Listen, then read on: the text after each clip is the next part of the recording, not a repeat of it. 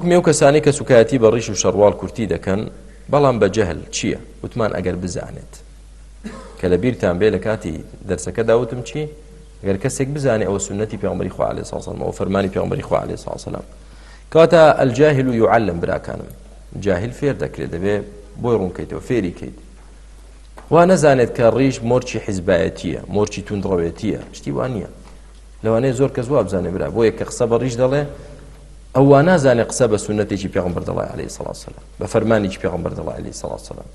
بۆی دەی بۆ ڕوونکەیتەوە بە نەرمی بە هێدی و هێمنی بڵێ براکەم ئەو کاری تۆ دەیکێ غەڵەتە بە هەڵەدا چوویت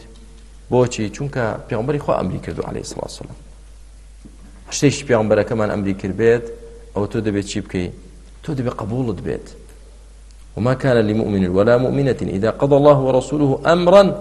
أن يكون لهم الخيرة اختيارت بونية براك كخواي قبل أمري كرت بجيك بجوريت وأنا خود يا بيغمري خوا عليه الصلاة والسلام فرماني كرت جيب كي